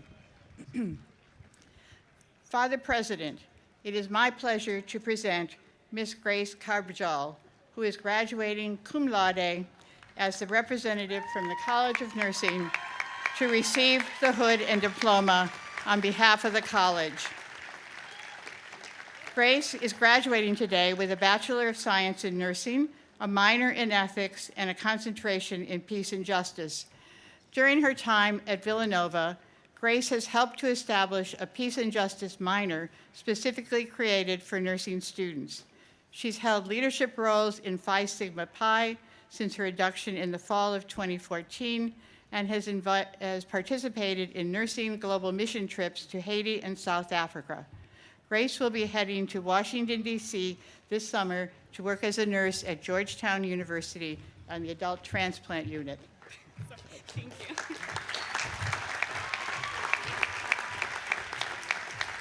And all the candidates from the college who are approved by the faculty of the university and whose names appear on the official graduation list to receive the following degrees: Bachelor of Science in Nursing and Master of Science in Nursing with concentrations in nursing education, healthcare administration, nurse anesthesia, and nurse practitioner preparation in pediatric primary care, adult and gerontology primary care, and family practice, and Doctor of Nursing practice. And I present for Doctor of Philosophy degree in the discipline of nursing the candidates who are approved by the faculty of the university and whose names are on the official list for graduation. By the authority committed to me by the Board of Trustees, I hereby confer upon you the degree to which you are entitled, admitting you to all the rights and privileges which throughout the world pertain to that degree. In testimony whereof, you will receive the diploma of Villanova University, officially signed and sealed with the seal of the corporation.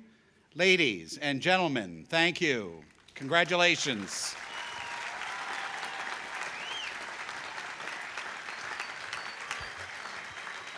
Father President, I present Kamis Al-Mamari, Doctor of Philosophy, and his research director, Dr. Linda Capel, Professor of Nursing.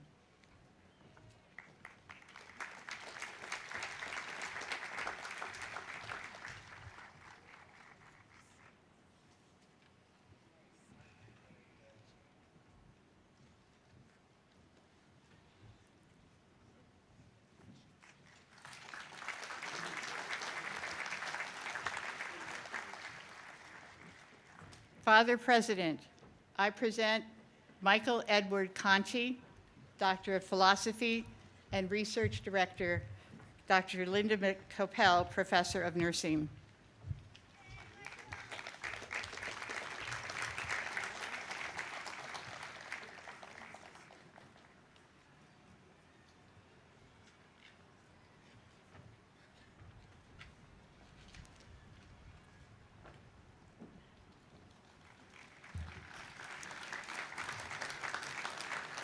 Father President, I present Patricia Ann Galash, Doctor of Philosophy, and her research director, Dr. Linda Capel, Professor of Nursing.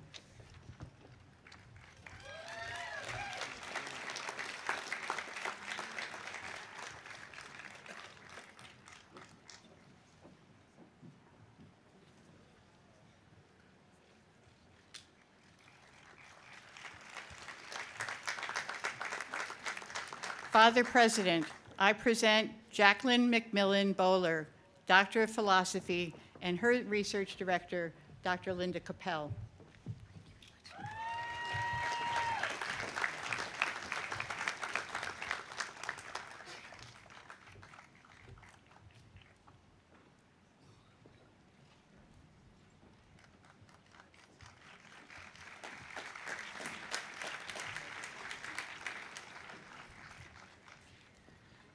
Father President, I present Robin Marie Weingarten Wood, Doctor of Philosophy, and her research director, Dr. Linda Capel, Professor of Nursing, and her mother, Associate Professor of Nursing, Dr. Carol Weingarten.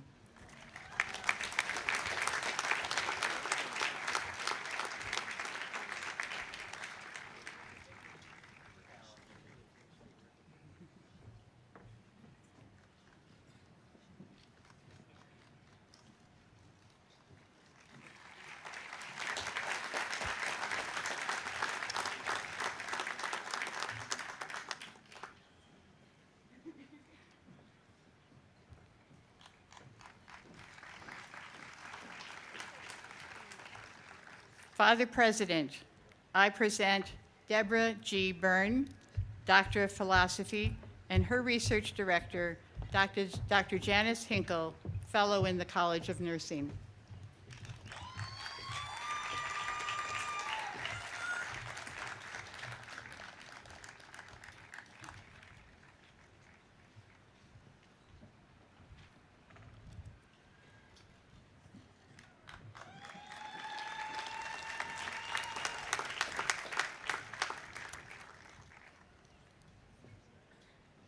Father President, I present Susan Heffernan Vaca, Doctor of Philosophy, and her research director, Dr. Nancy Schartz-Hopko, Professor of Nursing.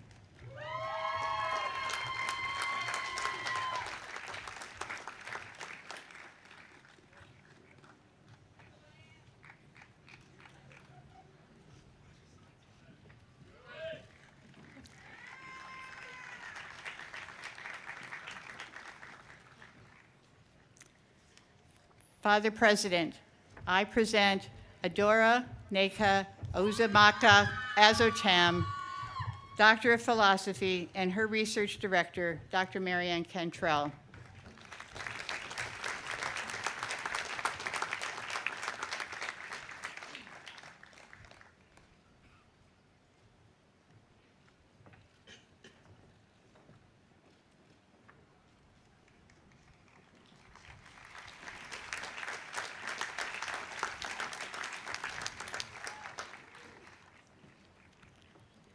Father President, I present Kelly Riley, Doctor of Philosophy, and her research director, Dr. Marianne Cantrell, Professor of Nursing.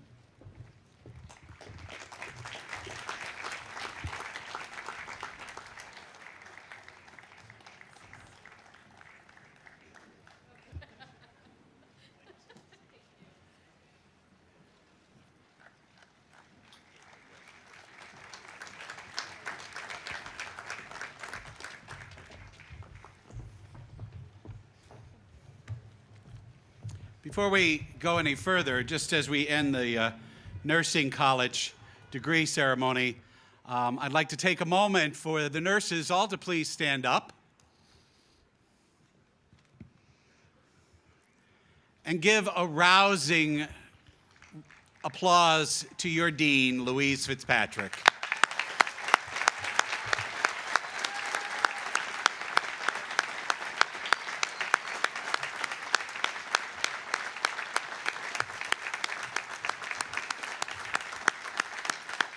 I understand she may be watching this on television, and she would be very grateful. This is the quietest the nursing college has ever been, so she would be very grateful for that. You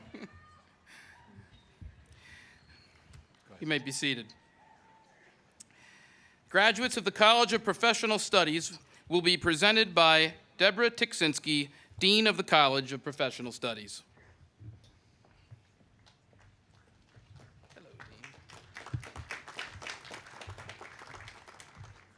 Candidates who are approved for the bachelor's degree in the College of Professional Studies will please rise and remain standing until their degrees have been conferred.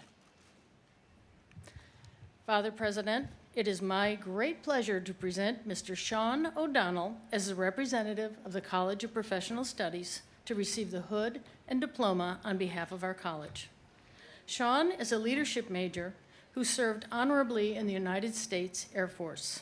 In support of Operation Iraqi Freedom, Sean was an aerospace maintenance journeyman on a KC-135R Stratotanker refueler aircraft stationed out of Grand Forks Air Force Base, Grand Forks, North Dakota.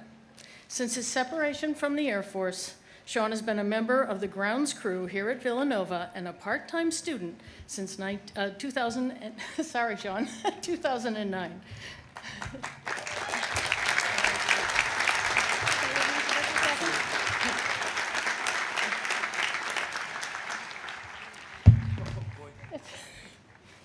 You earned it. It's heavy, but you earned it.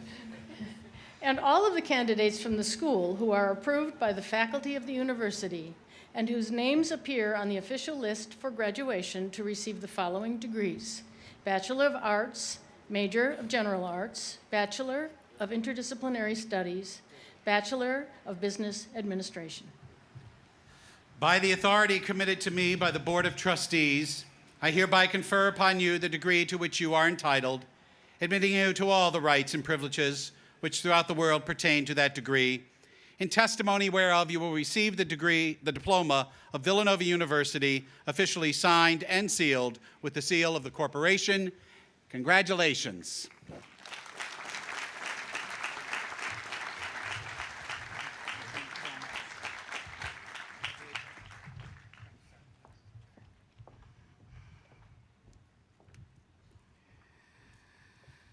Father Donahue will administer the Pledge of Loyalty to the graduates of the class of 2017. He will be joined by Mr. Terrence Delaney, President of the Villanova University Alumni Association.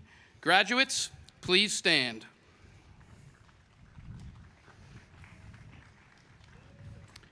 Today, you join more than 120,000 graduates of Villanova University worldwide. We are enormously proud of our graduates who have brought honor to Villanova through their commitment to their families, dedication to their work, service to their communities, and to the larger world and love of their Creator. Your years at Villanova have been spent in preparation to join this company and to take your place in the larger world. Our faculty and staff have challenged you to grow in knowledge and skill, but also to grow ethically and spiritually. We have tried to share our wisdom and also be models for you.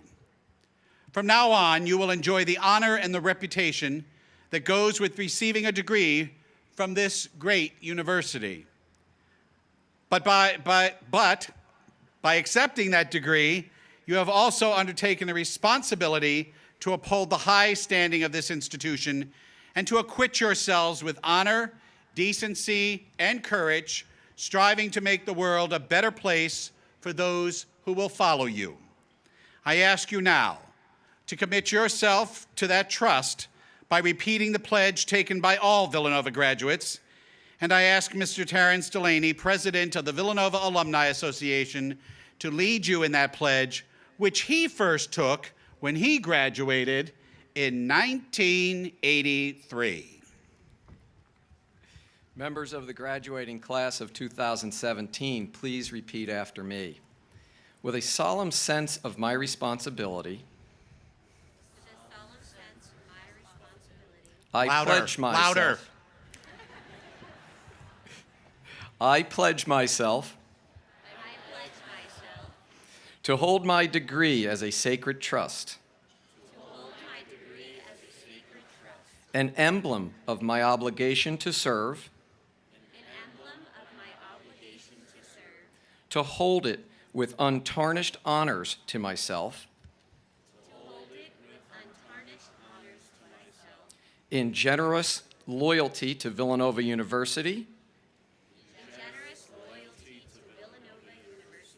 and with fidelity to my God, my country, and humanity. And may God direct you in all your decisions and further you with continued help, that in the generous service of your life, begun, continued, and ended in faith, you may glorify the name of God and finally, by God's mercy, obtain everlasting life. Congratulations.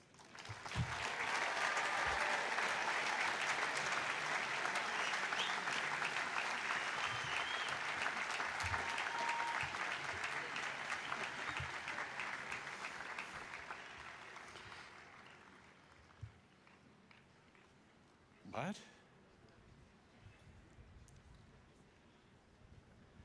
Stay standing.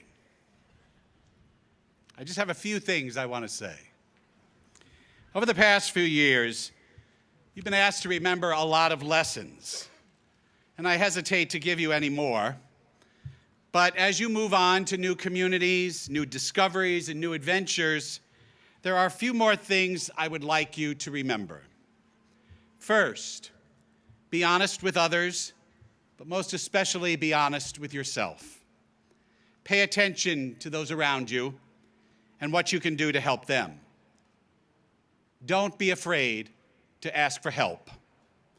Admit when you're wrong, and don't gloat when you are right. Protect your environment. Remember, there are other people who need it, and many of them will probably be your children. Heal the hurts in others, but most importantly, heal the hurts in yourself. Don't wallow in hatred. Try to be the first to forgive. Talk to people, not at them. Don't just listen, learn to hear what they are saying. Stop texting people when you're with other people.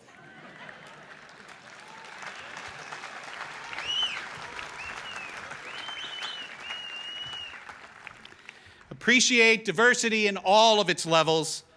Let yourself love and to be loved. Find a job that you really enjoy doing. Don't be afraid of change, and challenge yourself to make every day better. If you followed my train of thought, all of these reflect lessons you've learned from the first day you were Villanovans, that we are people of veritas, unitas, and caritas. I pray that as Villanovans you will strive every day to find a way to ignite some change in yourself and in others. Over the years, we have journeyed together.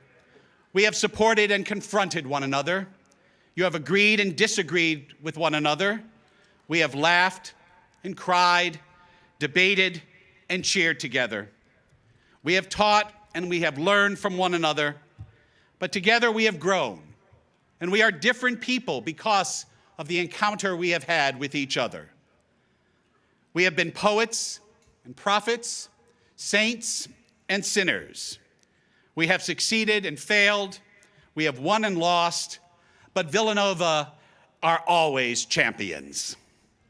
Don't ever forget that on this journey, 800 Lancaster Avenue was and will always be one of your homes. We have given you wings.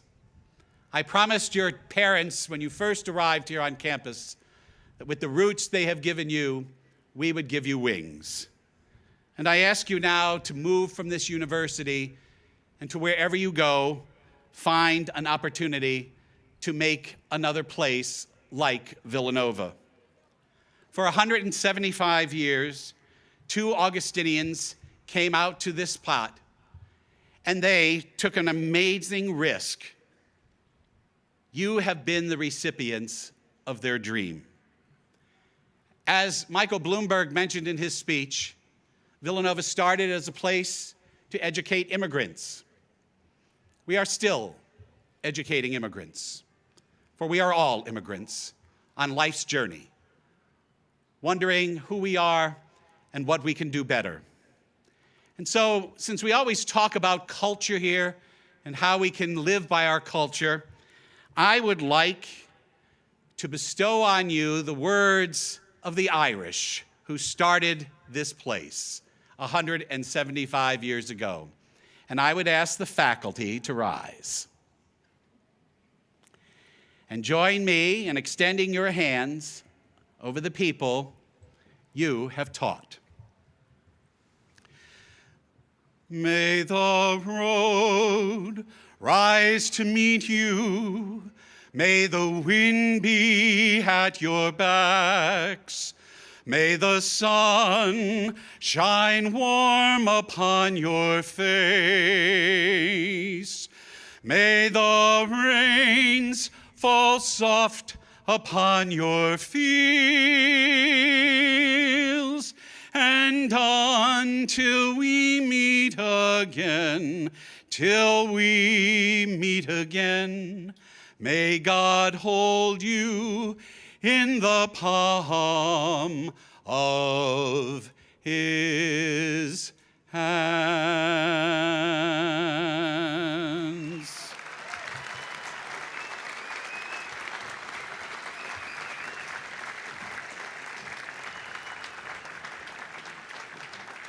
Villanova will miss you. You will always be in our hearts and in our minds. Congratulations, good luck, and please keep in touch.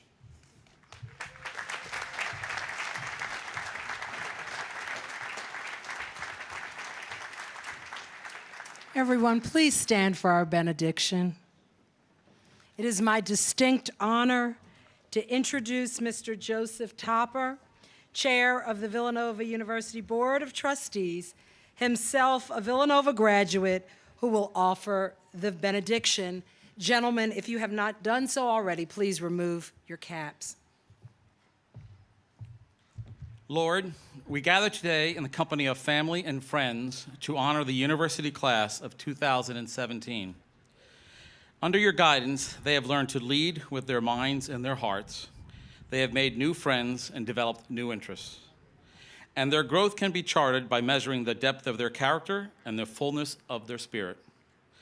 May they always carry these gifts in the spirit of St. Thomas of Villanova, continue to find ways to use them to improve the lives of others. Today, as we mark their first day as Villanova alumni, help them understand that while commencement may mean the end of classes, it also represents the beginning of their role as stewards of this great university. Guide them to remain involved in the Villanova community and active participants in the shaping of the institution's future.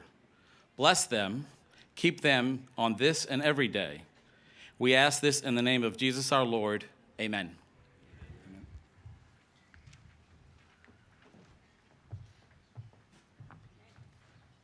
Graduates, please remain standing. Before we conclude our ceremony this evening, I would like to give you a few announcements. The first that I want to say is thank you to Dr. Bloomberg for your words. They were inspiring. Thank you to President Donahue for your blessing. It was beautiful. And I think you all deserve a round of applause for yourselves for surviving one of the hottest graduations I can remember.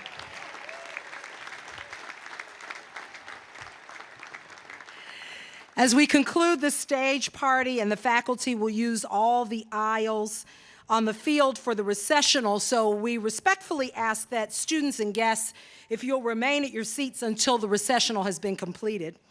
Tomorrow's college ceremony information is included on page 73 of your commencement program, and a reminder that our celebration ends tomorrow with the baccalaureate mass on the campus green. We encourage you all to participate in this beautiful tradition at Villanova University. Now I'd like to ask you all to join along with our Villanova singers and all of our representatives from our musical groups as we sing the alma mater, the words of which can be found on page 4 of the commencement program.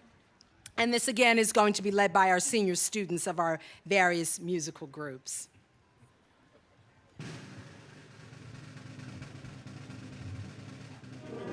Night